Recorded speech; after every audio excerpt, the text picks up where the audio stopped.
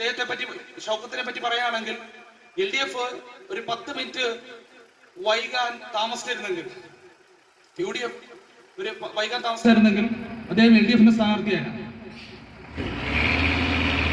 അതാണ് അദ്ദേഹത്തിന്റെ രാഷ്ട്രീയ പാരമ്പര്യം.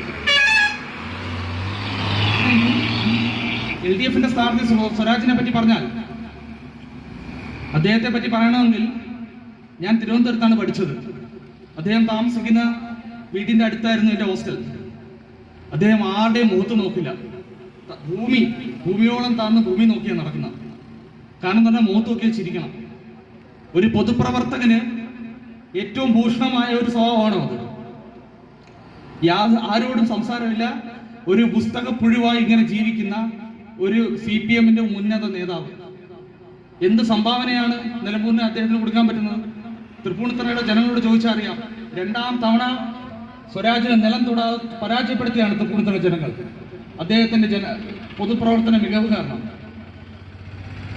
ഇതുപോലെ 2 സ്ഥാനാർത്ഥികളുടെ ഇടയിൽ ഈ മണ്ഡലത്തിൽ നിന്ന് ജനിച്ചു വളർന്ന് ഇവിടെ പൊതുപ്രവർത്തന അഭിഭാഷകവൃത്തിയും ചെയ്ത അഡ്വക്കേറ്റ് മോഹൻ ജോർജ് എന്ന സ്ഥാനാർത്ഥിയാണ് ഭാരതീയ ജനതാ പാർട്ടിയും ഇന്ത്യ മുന്നണി അവതരിപ്പിക്കുന്നത്. ഇവിടുത്തെ ഓരോ പഞ്ചായത്തുകളിലെയും വ്യക്തികളെയും നേരിട്ട് പരിചയമുള്ള, അല്ലെങ്കിൽ ഈ നാടിനരമ്പുകളെ തൊട്ടറിഞ്ഞ ഒരു സ്ഥാനാർത്ഥിയാണ് ഭാരതീയ ജനതാ പാർട്ടിയും ഇന്ത്യയും നിങ്ങൾ മുന്നോട്ട് വെക്കുന്നത്. നമുക്കറിയാം 2014 ശ്രീ നരേന്ദ്രമോദി സർക്കാർ, അദ്ദേഹം കേന്ദ്രത്തിൽ ഭരണത്തിൽ വന്നതിന് ശേഷം ഇന്ത്യയുടെ ഗതി തന്നെ മാറി. ഞാൻ 4 വർഷം മുന്നേ നിലമ്പൂർ റെയിൽവേ സ്റ്റേഷനിൽ എത്തിയപ്പോൾ റെയിൽവേ സ്റ്റേഷന്റെ അവസ്ഥ വളരെ ശോചനീയമായിരുന്നു. പക്ഷെ ഇന്ന് ഞാൻ 5-ാം തീയതി എത്തിയപ്പോൾ ഇവിടെ സത്യത്തിൽ അത്ഭുതപ്പെട്ടുപോയി.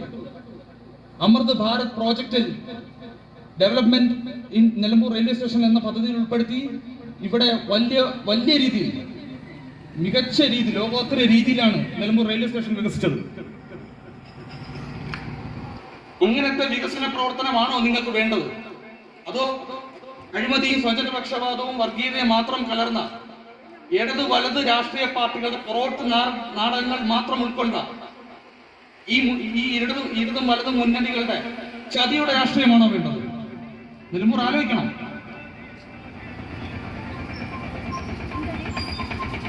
സ്വരാജിനെ പറ്റി മറ്റൊരു കാര്യം പറഞ്ഞാൽ, പഹൽഗാമിൽ നമ്മുടെ പ്രിയങ്കരായ 26 ഇന്ത്യൻ പൗരന്മാരെയാണ് പാകിസ്ഥാനിൽ നിന്ന് തീവ്രവാദികൾ ആക്രമിച്ചത്. അവർ മരണപ്പെട്ടു. അതിനുശേഷം പറഞ്ഞു, പോയി നിങ്ങളുടെ പ്രധാനമന്ത്രി ശ്രീ നരേന്ദ്രമോദിയോട് പറയാൻ. പോയി പറഞ്ഞു. അപ്പൊ എന്ത് ചെയ്തു? നമ്മുടെ